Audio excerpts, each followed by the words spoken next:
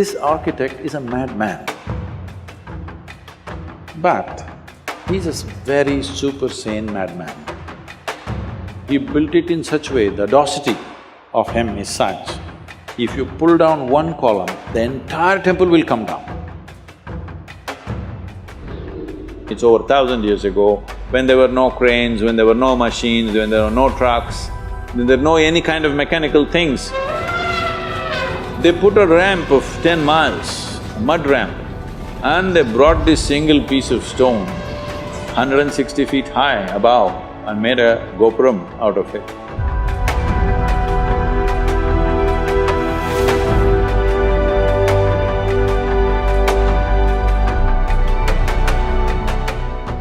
Even in architecture, there is adventure, isn't it?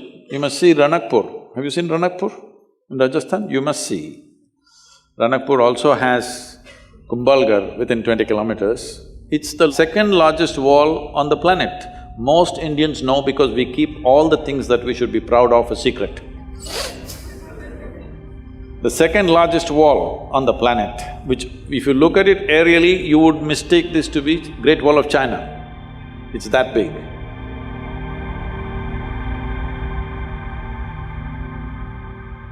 But most Indians don't even know there is a wall like this, it's in Kumbhalgarh. Close to that is Ranakpur.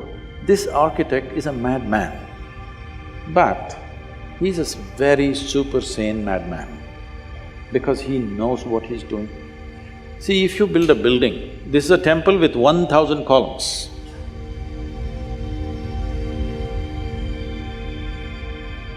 If you're thinking about safety, what would you do? Just in case over a period of time, if one column collapses, because those days the material is only stone, there is no steel and concrete and stuff. You would make sure if one column falls down, there'll be another column which will keep the temple up. No, he built it in such a way, the audacity of him is such, if you pull down one column, the entire temple will come down. His pride in his intelligence and capability is such that he made it in such a way, if one column comes, the temple should not exist. And it's standing for over 500, 600 years without an issue. You will see something like that in the yoga center. We built an elliptical dome, no steel, no concrete. And at the top, it's only 8 inches thick. And just to freak people, I left a 9 feet diameter hole. People said, this will go to collapse. It will not collapse.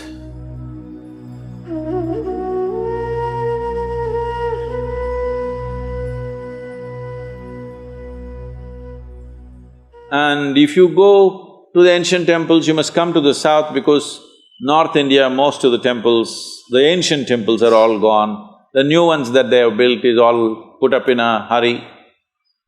But if you come to the south and see, one amazing thing you will see is their sense of geometry. Unbelievable. How they arrived at this sense of geometry, 1,000 years ago, 2,000 years ago, absolute geometric sense in their mind.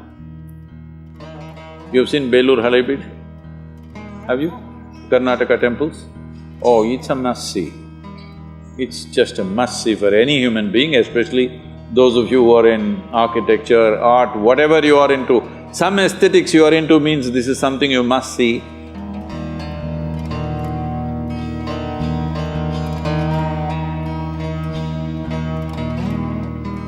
It's more than seeing those sculptures.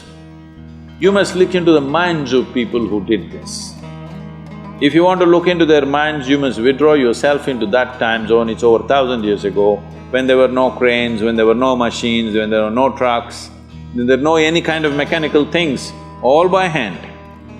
Why would somebody endeavor to do something so phenomenal and so almost superhuman in terms of engineering and the physical difficulty of lifting these huge rocks and doing this carving business?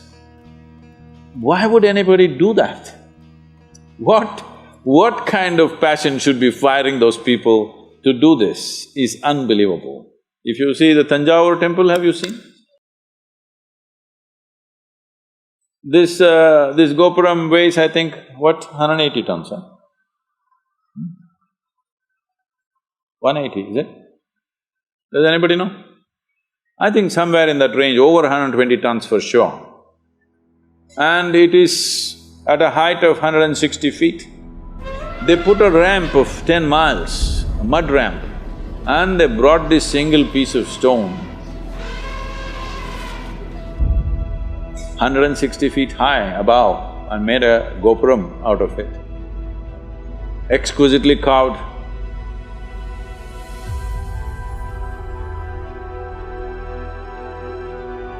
Well, in Karnataka, what they carved is soapstone. In Tamil Nadu, Tamil people are crazy. They carved granite into very fine structures, which is far more difficult than carving soapstone. And they put it up there. What is it that's firing these human beings?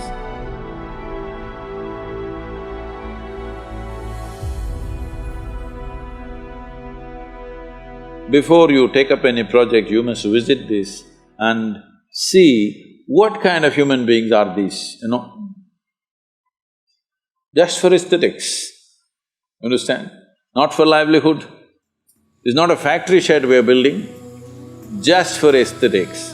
They were willing to invest their lives absolutely, everything they got. I think we need that culture back if we want to create a beautiful India, very important.